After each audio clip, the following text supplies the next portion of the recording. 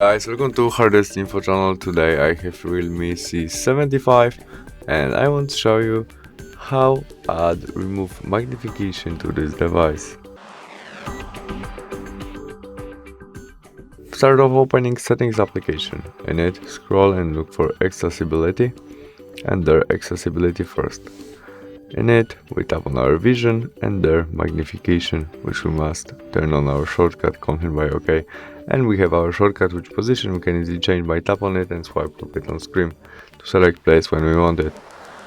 To zoom our screen, tap on our shortcut and tap on screen. We can also change position of our zoom using two fingers and swiping to it on screen. We can zoom on zoom out, and we can turn off it by tapping on our shortcut again. That's all. Thanks for watching. Bye.